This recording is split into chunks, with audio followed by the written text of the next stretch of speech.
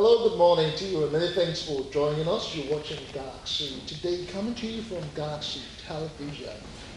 Well, last week it was a gale of affections we witnessed where several senators from the All Progressives Congress defected to the People's Democratic Party, the PDP, and of course it also played out in the House of Representatives.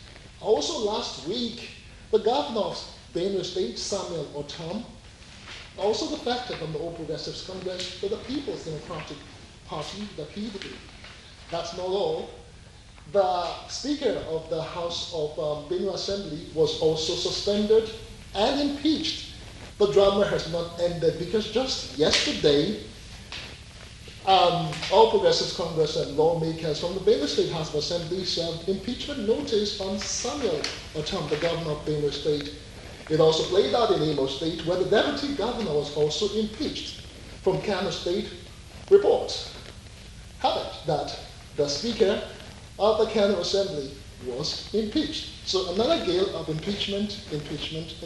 Richard. I think that is just what is, do I use the word, that's what is in vogue. Anyway, good morning. My name is Uche Onyekulidi, and of course we'll be looking at the impeachment saga in Benue, Kano and Imo State. Like Justin rightly said, it seems like that is what is the news. If you're not defecting, you are being impeached. I wonder where this is leading to.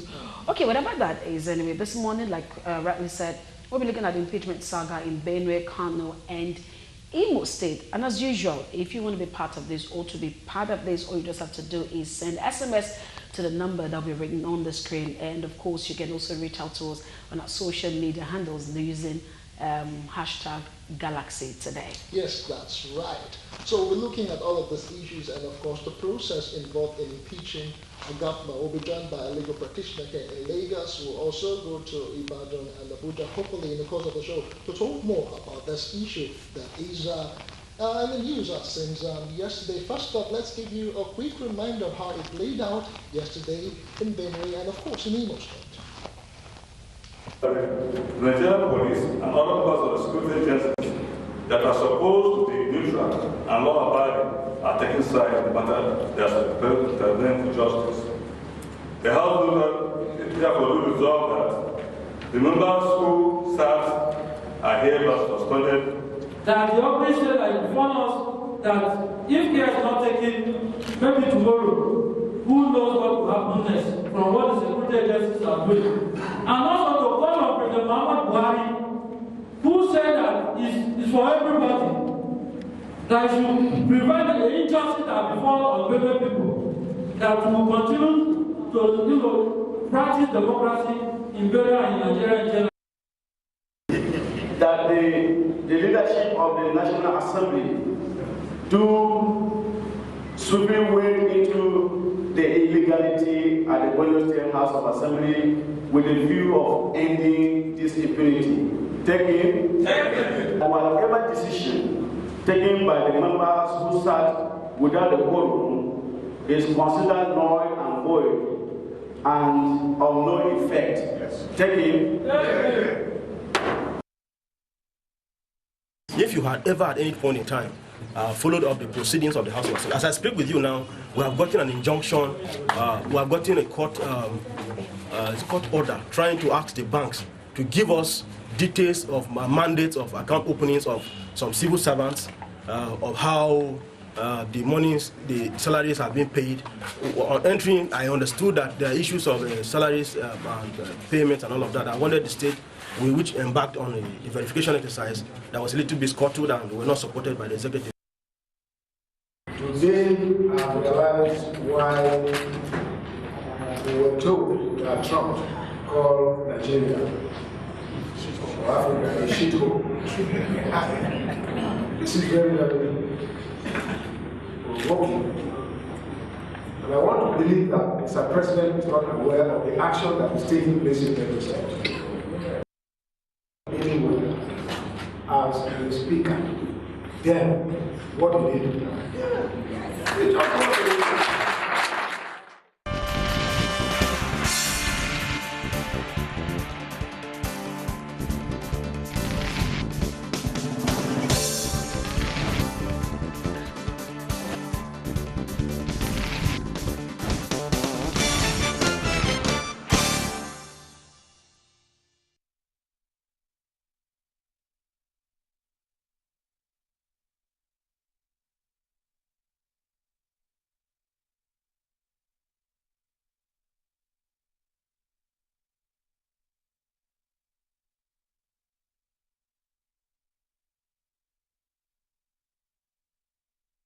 The Nigerian police and other parts of the security agencies that are supposed to be neutral and law-abiding are taking side in the matter that's presented to justice. The House will therefore resolve that the members who sat are hereby suspended. That the operation like warn us that if care is not taken, maybe tomorrow, who knows what will happen next from what the security agencies are doing. And also to call on President Muhammad Buhari, who said that it's for everybody, that should prevent the injustice that befall on Benue people, that will continue to practice democracy in Benue and in Nigeria in general. That the leadership of the National Assembly do sweeping way into the illegality at the Benue State House of Assembly with a view of ending this impunity. Taken whatever decision taken by the members who sat without the quorum is considered null and void and of no effect. Yes. Taken. If you had ever at any point in time followed up the procedure.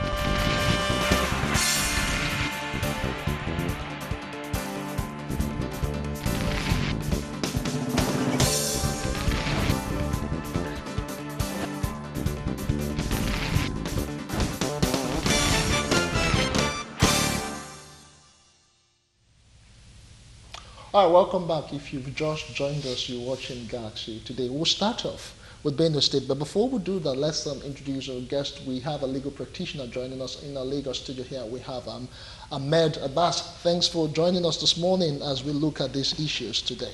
Thank you. Good morning. It's good to have you. Thank you. Let us look at Benue. Let us start because it seems as if it's just in the eye of the storm since last week. First of all, the Speaker was impeached. He was also suspended. You know, just yesterday he convened a meeting with some APC members, and they impeached. They started an impeachment process on the governor plus other lawmakers. What's your opinion on all of this, and how does this really sound to you?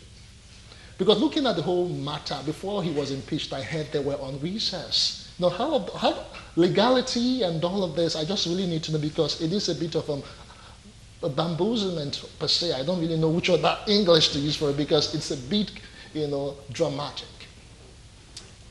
Thank you, Justin. Yeah. I think the democratic experience in Nigeria so far has thrown up so many things. Yeah. Some wholesome, Yes. and some unwholesome. Some dramatic and even comical. Because sometimes I think the practitioners majorly, some of them do not understand the fundamental principles governing democratic practice. And some of them, either because over the years, what we have practiced one way or the other, or what we have experienced at certain time of our history is impunity. And therefore, people stand up and think they can just do whatever they like and they can go scot-free. Yeah. There are laid down procedure. The undergirding principle for democratic practice is the rule of law. There are rules guiding every process and every procedure. And those rules and those procedures are well spelled out in our laws. You have a right. A governor can be impeached. A deputy governor can be impeached. But the ground norm, the Constitution of the Federal Republic of Nigeria has stipulated steps you need to take I was coming to that accomplish your objective. Okay, so I was coming to ask it now that we all know that it is legally right to impeach if necessary. But I thought it takes a process. You don't just impeach. That's what I'm saying. So what are the processes? What are the processes? The processes are very simple and well laid out in our constitution. First and foremost, from section 188, 189, if you want to impeach a governor, a deputy governor, 1/3 of the member of the House of Assembly must, by a notice or a petition to the Speaker of the House of Assembly, alleging gross misconduct against the governor or the deputy governor. With the evidence? Yes, alleging gross misconduct. Forwarding your evidence, your documents, and all the rest of them to the Speaker of the House of 1/3 of the members. So 1/3, if you have 21 member House of Assembly, it means you need seven members to sign a petition or a notice that we want our governor impeached for gross misconduct. And you outline those misconduct. Within, the governor will, the Speaker will have to serve that notice because it's a fundamental principle, fair hearing. You can't say I've engaged in gross misconduct, deserving impeachment. The law stipulates you must serve the notice on the governor. And all the other members, mark you, only 1/3 actually sign the petition. So the other members are also entitled to be aware. And they will be served those notices. 14 days, within 14 days, on or before the expiration of 14 days, the Speaker will bring the issue to the floor of the Assembly for debate, whether there's a reply from the governor or not. Bring the issue. Now look, we have a notice before us that the governor should be impeached. Let's debate. Should we investigate those allegations of misconduct, gross misconduct, or not? If 2/3 says no, the matter dies there automatically. No further proceeding will be taken on that issue. But if 2/3 says those allegations of gross misconduct are weighty, they deserve investigation, the CJ, the Speaker will notify the CJ to set up a panel to consider those investigations. The panel will be made up of about 7 people, credible people, people of integrity, to examine those allegations. And they have about 30 days within which to furnish their report. If the report says there is nothing, that there's no evidence establishing gross misconduct against the governor or the deputy governor, the matter ends there. But if, however, they establish some evidence against the governor, the report will be forwarded back to the House of Assembly for a debate. Okay, please, before you continue, you said 1/3 has to sign. 1/3 has to sign the original petition. Can it be more than 1/3? That's what the Constitution stipulates. So it can be. It can be minimum. more. That is at least, normally there will always be a general rule. So say it can't be less than 1/3. But it can be more. An entire House of Assembly can actually sign a petition to say, look, this governor has to go. But the Constitution stipulates at least 1/3. So in this case, now looking at all the scenario in Benue State, did they meet 1/3? But first of all, their seating, was it actually legal? Once, for example, if the House is actually in recess, that is, and it is to the public, everyone is aware that the House of Assembly is actually not sitting. Because from what I heard, that even some other members who heard that this few members of the House of Assembly wanted to sit, actually were prevented by security forces from having access. So it only means that one way or the other, one party is actually engaging in illegality, using the apparatus of state to achieve an illegal aim. Okay, so I'd like to ask again, is, I don't know, is impeachment debatable? I mean, now that he's impeached, can he actually... He has not been impeached. The process has not been completed. The process, yes, but assuming he's impeached now, can he debate it? Is it something he can pursue? Yeah, no, see, there have been reversals. Okay. There have been reversals. Okay. Sometimes I think, that's why the law courts are there. The law courts are there if you know that the procedure or the process is followed were not in accordance with the rule of law. You have the right under the Constitution, you have the right under our extant laws to approach the court of law to set aside whatever step they have taken against you. So he has the right. Okay, let's see what the former Speaker of the Benue State House of Assembly has to say in all of this. Good morning to you, Barrister Kwamoti Lowry. Thanks for joining us on Galaxy today.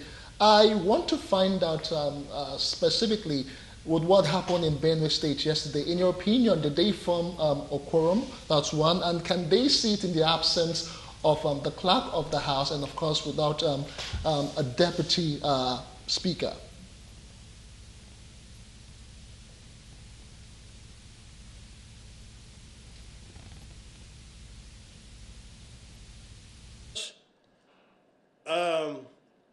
What happened in Benue yesterday was an illegality because the Benue State House of Assembly is comprised of 30 members.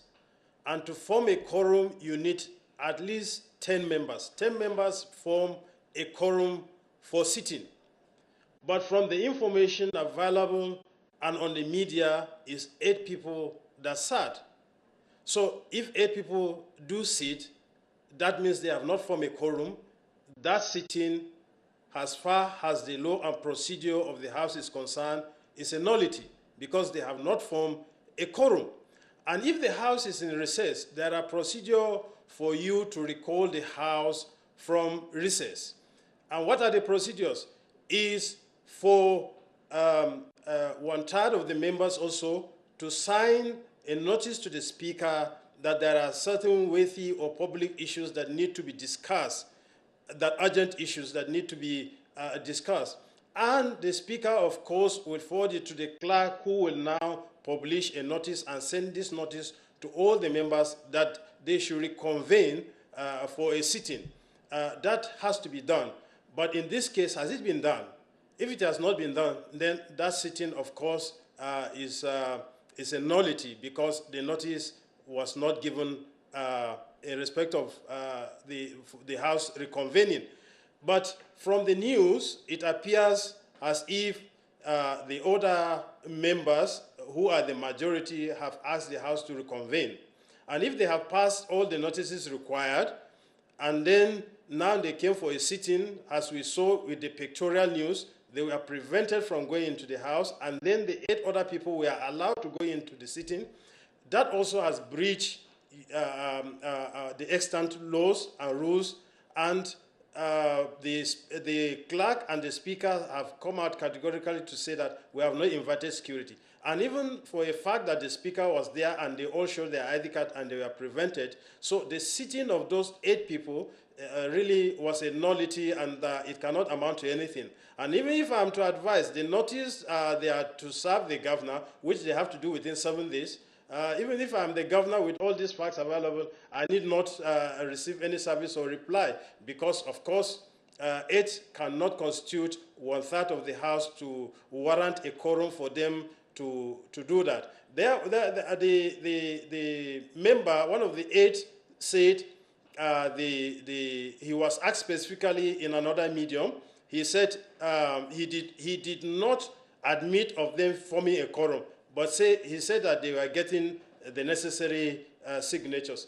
that is not allowed. You cannot announce that you have a notice or a petition to that respect without having the requisite signatures on ground for you to say you are going to serve notice of impeachment.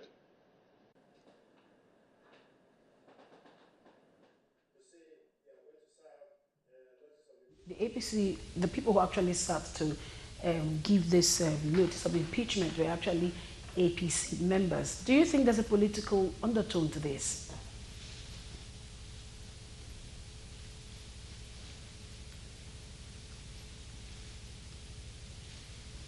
Of course, it's so glaring, it's so obvious.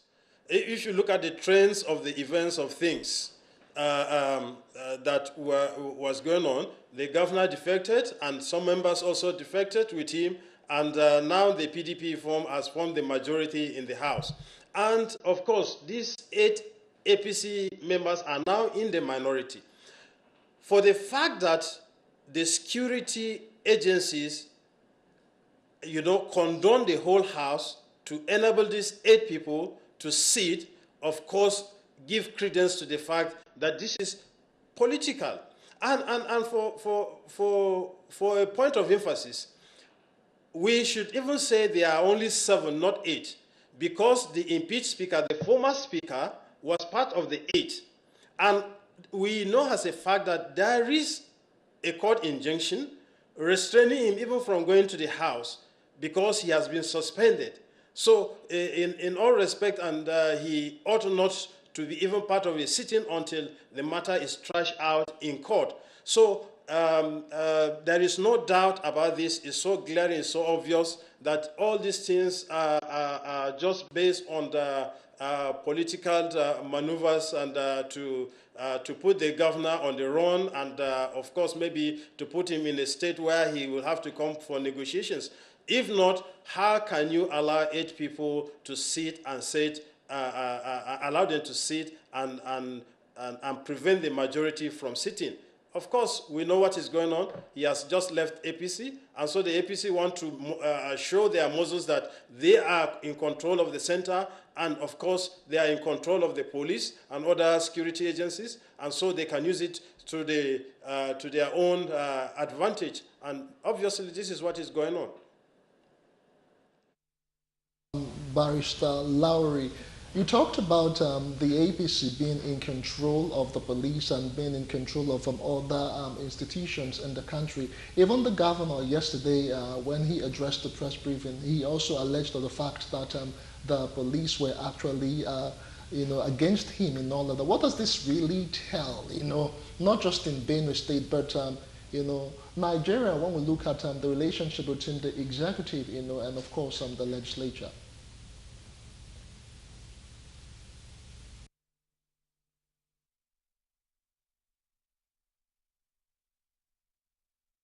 This obviously portends danger to this democracy we are practicing. If you will not allow the security agencies to, make their own assessment of the situation and act accordingly, but being influenced, I think it's dangerous for us. What is going on, of course, is so obvious and glaring. Apart from this situation, there are a lot of scenarios that are, that are going on in the country where you see that the police are taking side. You see the action of the police is so obvious, so glaring in support of the party in power. I will give you an instance. Some years back, when we were in the House, we removed the speaker. And because the governor was not in favor of us removing the speaker, the police were brought in and we were locked out for good 40 days. We could not sit. Now, this is how those people in authority are just going against the executive, are going against the legislator. The legislator must be allowed, to perform their constitutional role. As long as they are not allowed to perform this role, then definitely we are not practicing democracy. We are doing something different. We know as a fact that the executive always don't want to, brood any opposition. They always feel as if they pay everybody, they are in charge of everything. But it ought not to be. The legislator must be given room to operate. Thank God that we are now moving a step now that the legislature are having at least financial autonomy. But this has to go also a long way if we allow the office of the Attorney General to be also independent, because this is the kind of situation where the Attorney General will step in, to exert his office. But as it is, the Attorney General is still under the executive. And so, of course, you cannot hear him saying anything in respect of this as of, at the moment. And, if we allow, like, the agitation of the state police, if we allow the state police, there is nothing wrong in the state and the National Assembly to also have their own police. They ought to have it. If you go to other climes, other countries, they do have. Even schools do even have their own personal police. That doesn't mean that the federal police will not operate, but the federal police will operate in where it is necessary and where they are called in, to intervene. But as it is now, it is obvious and it's so glaring, even to a blind man, that will see that the APC is now using police in these circumstances. You just look at it. The commissioner of police that was on seat was just removed, and the new commissioner just came in before this member went for their alleged sitting. That means something is in the offing, so that they can create some certain excuses. So obviously, to my mind, this is my opinion, the police are being manipulated by the central government in this respect, because the person has said, look, I have left the party. Why are they raising this allegation? When he was part of them, were all these offenses not there? Were they not there? That's the question. Why didn't they raise? Does it mean that they are not telling us that there are a lot of people that have issues, but because they are now in the ruling party, they are safe and nobody is going to touch them? And once you start to leave, and all manner of things will start coming up? Please, I think let us be sensible enough. Let us do things for posterity. Let us do things for our future, for tomorrow, so that we can entrench this democracy for us and our children to enjoy. We've been speaking with the barrister Komoti Lowry, former Speaker of the Adamawa State House of Assembly. Many thanks for sharing your thoughts with us. We'll be going to Ibadan shortly, but before that, I still want you to react, concerning all of the things that he said, specifically about this gale of defection that happened since last week. So invariably, don't you think there might be a bit of a witch hunt on other people who are freely or changing interest from one party to the other? I think it's very obvious from what has been going on in the past few days and few weeks that APC is not getting its act right. Because if you create an atmosphere of witch hunting, an atmosphere of impunity, they shouldn't forget that the vast majority of people who make decisions concerning election are not necessarily card-carrying members of PDP or APC. Millions of Nigerians, if you look at the number of people who voted for PDP and APC during 2015 election, the vast majority of them are neither card-carrying member of any party. They are just unbiased umpires, and they are sitting on the fence to look at how PDP acted with impunity in those days, when Jonathan's regime allowed corruption, people were stealing money. Nigerians are educated. They are not PDP members. They are not emotional about PDP or APC. They were just interested in Nigeria. They saw a lot of PDP members were defending the corruption. For me, as a person, Jonathan came as an educated person. He said stealing is not corruption. For me, it was an insult on our intelligence as a person, that as a sitting president, how can you come out and tell the entire world that stealing is not corruption? I felt disgusted. So I'm not a card-carrying member of APC or PDP. And there are millions of people who are just interested in the evolution of a decent society. And if APC is also carrying out or going about witch hunting, they should know that there are people out there that might just get a little bit uncomfortable with impunity. Look, Nigeria is so sophisticated. You have educated people. All you need as a party to do is keep selling your manifesto. Keep persuading the people that you are on the right track, that you are piloting Nigeria, you are taking Nigeria forward. Let people have choices. Okay. Yes, today they were members of APC. If tomorrow they feel uncomfortable, You can move. we stand by to go. But face Nigerians and keep selling your program. And don't abuse state machinery. Yes. Because it is simply under your control. Don't use it to witch hunt your enemy. Because there are some people who will just look at it and say, no, that's not how you govern a society. For example, there are many people that will feel embarrassed as Nigerians that the police should be, should be an unbiased umpire in the political. You only come if there is breakdown of law and order. Not to be partisan. But not to support one party against the other. Okay. All right, Barrister, Yes. we'll still talk some more. We are getting signals from Ibadan. Let us take Dr. Nureni Adenira, another legal practitioner. Many thanks for joining us on Galaxy today.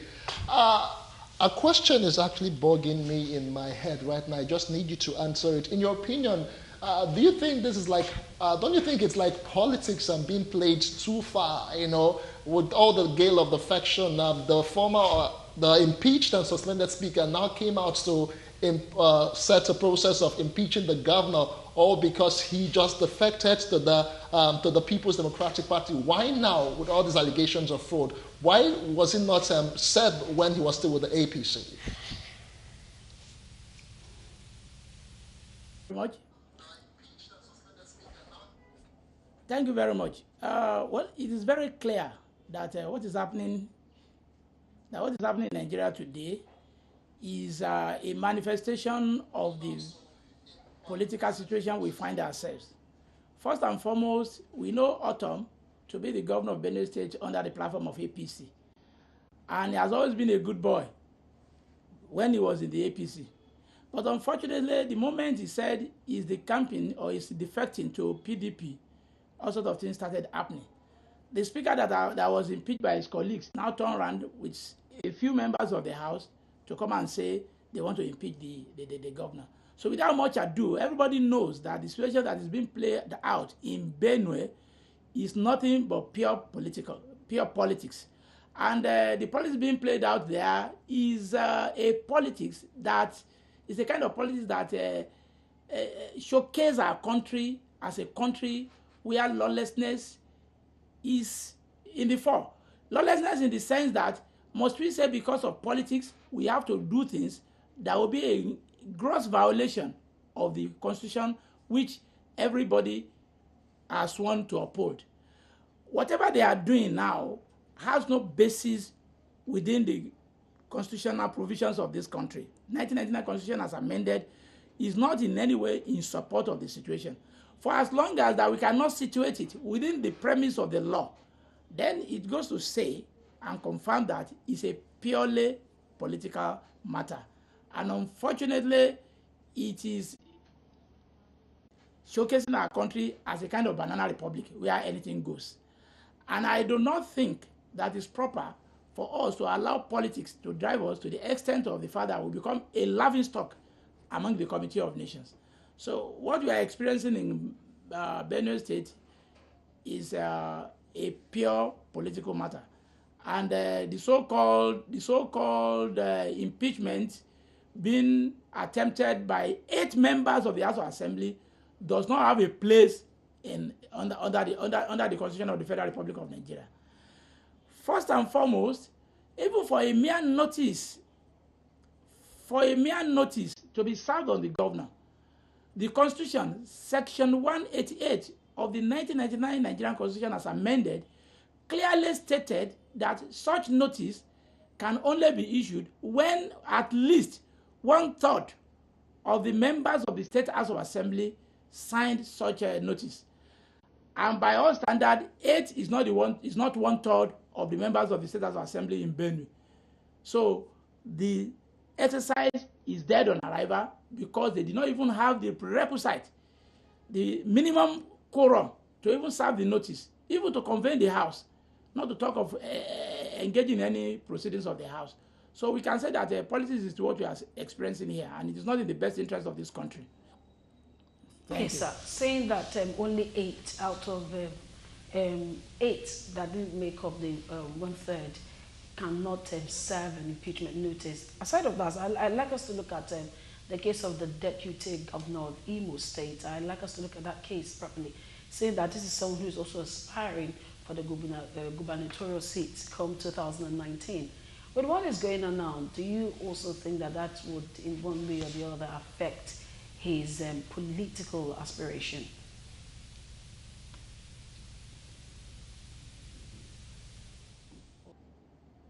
Hello?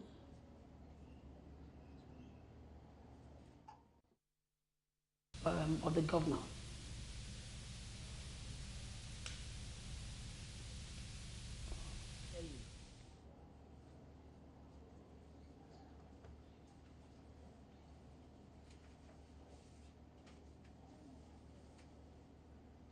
Can you come again, please? Okay, let me repeat the question again. I'm saying that let's look at the case of the deputy governor of Imo State now, saying that he's someone who is also aspiring for the governorship seat.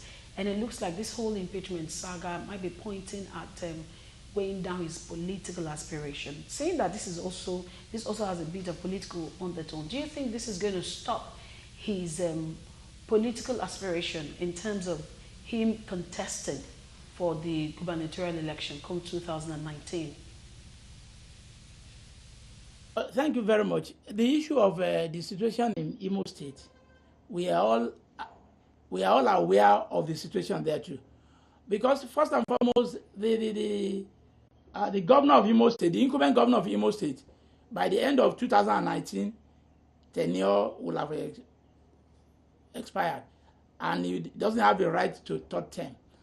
And the Constitution gives right to any qualified person to aspire to be governor. There is nothing wrong in the deputy governor aspiring to become the governor of the state for as long as the party picks him and he wins the governorship election. And in the same manner, we also hear this information that the in-law to the governor is also interested. All of a sudden, what we heard of was the impeachment procedures against the deputy governor. So everybody also knows that the impeachment that was carried out against the deputy governor of Imo State is also very, very political.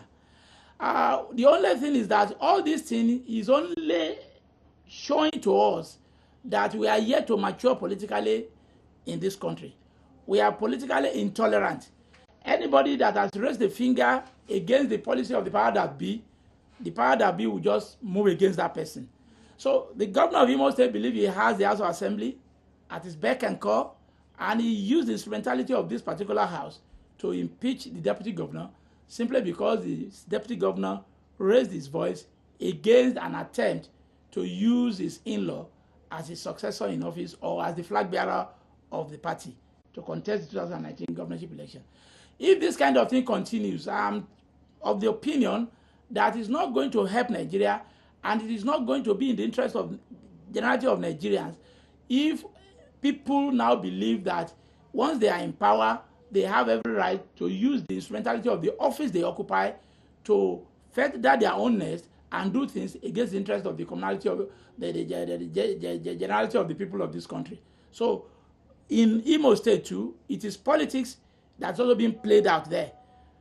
That's been played out simply because what we are experiencing in Benue is also the same thing in Imo.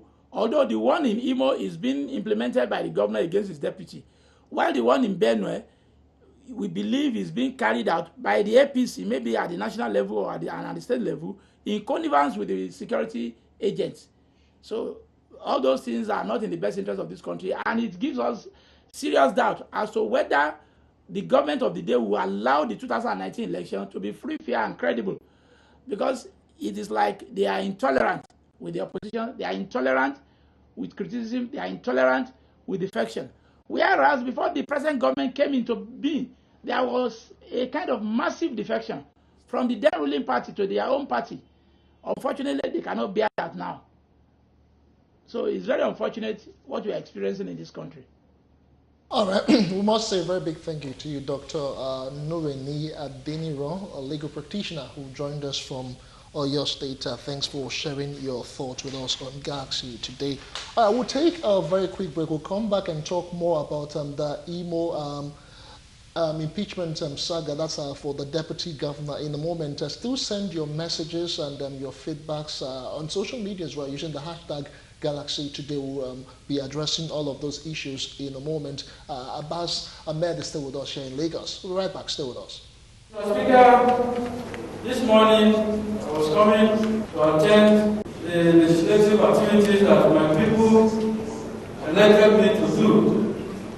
And unfortunately, we were stopped at the entrance of the Benue House of Assembly by security agencies. The motion was on the floor, as was presented by the majority leader, calling on the suspension of the former Speaker, Right Honorable David Kange. It is the decision of the House that the former Speaker, Right Honorable David Kange, is suspended for the next 6 months. That the consensus of this House. Yes. Therefore, the former Speaker, Right Honorable David Kange, is hereby suspended for 6 months.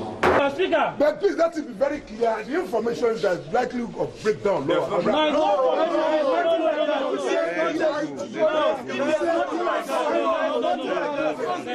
I'm the Speaker of the Head Assembly with the Deputy Speaker and other principal officers.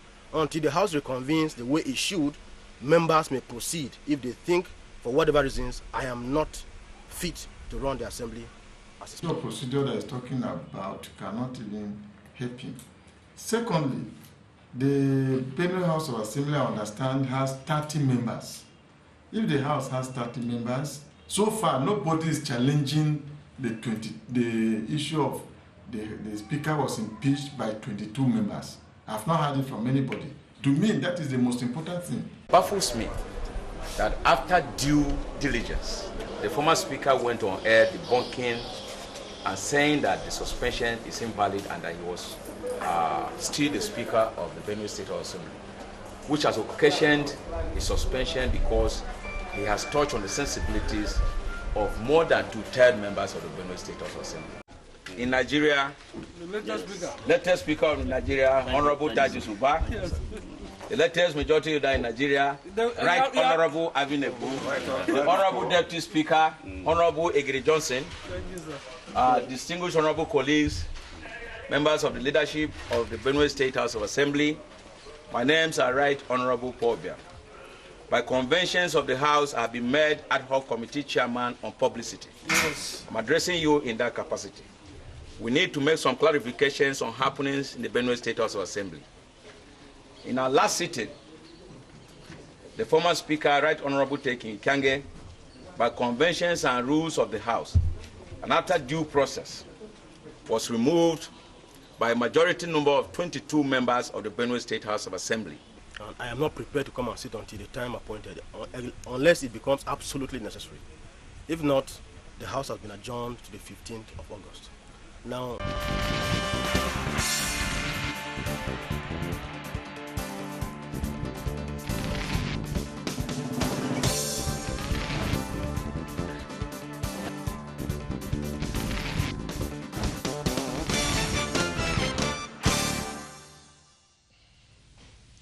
all right, welcome back. It's still Galaxy. Today, I'll be looking at the Imo State in politics. Was with the impeachment of the deputy governor, Madumere, just yesterday.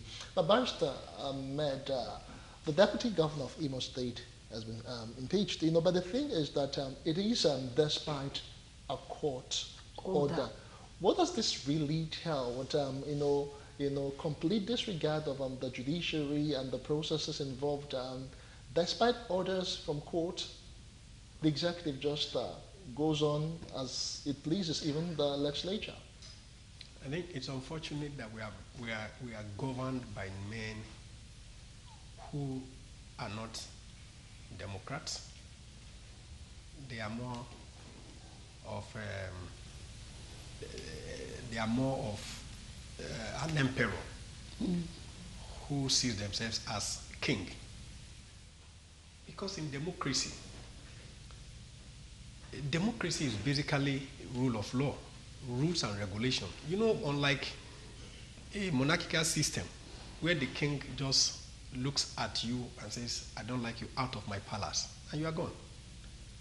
The speaker and the deputy governor, though, was elected with the governor, but the Constitution of the Federal Republic of Nigeria has stipulated, laid down rules on how you can ease him out of office. Regardless of whatever be your reason, if you can successfully follow due process, then he can be impeached.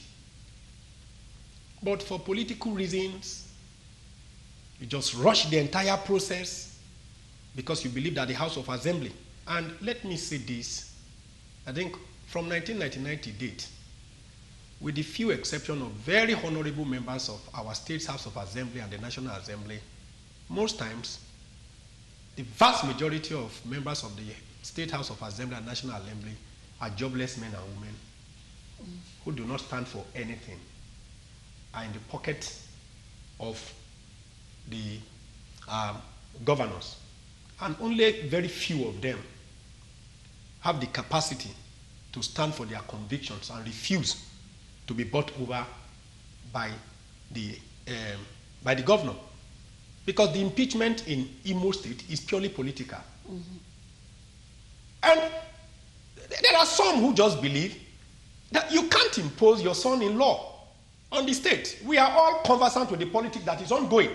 It's about my son-in-law or Korocha's son-in-law succeeding him. And some people just feel you can't just impose your son as if Imo State is your private enterprise. Imo State is not your private company. And APC, you are not the owner of APC. APC is a party. You did not, your vote in Imo State is just one vote. There were millions of others who have stood for APC, and they must have a say as to who succeeds you. This idea of every governor desperate to ensure that they install a successor, to tell you how undemocratic most of our governors and leaders are, check our history from 1999 to date. Why would you make somebody a deputy governor and you think he's not competent to be a governor? I don't know. If, except we have to do research, there is no deputy governor or vice president since our inception, apart from Jonathan probably, who accidentally became the president. There is no deputy governor or vice president that succeeded an outgoing governor or an outgoing president. Meanwhile, the essence of having a deputy is that in case of sudden death, incapacitation, you have a competent hand. It's just like pilot 1 and pilot 2 in an aircraft. Yes. The two pilots are competent pilots. In case pilot 1 slumps and dies, or all of a sudden has a problem and can't fly that aircraft, the rule is that pilot 2 will take over automatically and ensure a hitch-free. But most times our politicians will ensure that their deputy are either people that when it's the turn of electing or selecting another candidate to take over from the governor, you go outside. Sometimes you look at them, they bring our deputy governor females, and when the governor is outgoing, they do not think those females are actually competent enough. But meanwhile, they are competent to be deputy governors. But they are not competent to be governors. I find it very, very, because in civilized clime, once a deputy signifies his desire, in civilized clime, they believe that a deputy governor or a vice president of an outgoing regime is the best candidate because he is current in the party, was part and parcel of the administration of the outgoing president. Most times, once he signifies his intention, the party usually give him or her that concession. It was like Bill Clinton when he was going, Al Gore was his vice president. And the party felt, look, when you have a vice president that has served his nation twice under your cabinet of an outgoing administration, he becomes the most competent party member. Except he doesn't He's not interested. Like you saw Barack Obama's deputy, vice president, said he wasn't interested in constancy for the presidency. And they gave it to Hillary Clinton. If he had signified his intention, I'm telling you honestly, it would have been a very serious contest. Because most party members will feel an outgoing vice president who has sat in that cabinet for 8 solid years, understudied his boss, who has done very well, should be able to continue from where the party. But most times, in this part of the claim, every deputy, no deputy governor has actually succeeded an outgoing governor, because our governors are always either trying to cover their tracks or they simply do not have the capacity to let go. That politics is a place you go to serve. Barack Obama has gone back to probably lecturing and one other business. Bill Clinton has gone back. George Bush has gone back to his we are not hearing of their voices. They've gone underground to engage in humanitarian services. But your politicians, because the laws of office, the benefits, the perks is so much in this country that it's a do or die affair. Serve 8 years and excuse. Look, no matter how brilliant you are, no matter how intelligent you are, no matter how innovative and creative you are, there is a limit to which you can solve a society's problem. Before you were born, there are problems, societal problems. In your lifetime, there will be problems. And after you are dead, there will be problems. That's why those who designed the democracy came to the conclusion that, look, we give you 8 years to experiment with your creativity. After that, the society is bigger than you. Excuse us and let somebody else bring his own idea to be about this idea of always wanting to leave the corridors of power and become like a kingmaker behind the scene, remotely controlling the governor and all the rest of them. And who even told you that if you install your son-in-law, haven't you seen it in Kano planted his godson there? What happened to him? Who told you? It's only God that knows the heart of a man, whether he will be loyal or not loyal to you. If you put him there, he will be independent. Okay, well said, Barrister. Let us just take 2 comments or so before we just round off completely. Democracy has been murdered in Nigeria. The world is watching us. That's from Osita, all the way from Enugu, Southeast Nigeria. It is so unfortunate that politics and Nigerian politicians have become serious mess. I think what is playing out in Imo, Kano, and especially in Benue State is a situation of vendetta. Otherwise, how did the governor, Otam, who before defecting was a good man or good governor, suddenly became a bad governor for impeachment? Are we actually practicing democracy in Nigeria or meritocracy? God help our dear nation. It is obvious that APC caucus, they want, you have to rewrite. I can't really get a hang of what you're saying. The government is an enemy of democracy. People don't have freedom to express themselves, and they will come after the person in one way or the other. Okay, that's as much as we can take. In 30 seconds, Barrister Abbas, how can the APC sort out all their issues? What with the impeachment of the deputy governor in Imo State, the governor being served impeachment in Benue, and of course the Kano State Speaker's impeachment? See, this is my advice to APC. Yes. Nigerians will determine who governed them in 2019. Acts of impunity will further alienate the party. Nigerians are getting sophisticated every day by day because they have not been beneficiaries of our political democratic practice. And so they are in search of credible leadership. And I tell you honestly, at the state level, especially at the national level, every party must be very careful. Because I tell you, any party that Nigerians reject should be very, very careful, because they may never see the corridors of power. We should try as much as possible to follow rule of law. Don't use the apparatus of government to go after your passive opponents. No witch hunting. And we must have tolerance.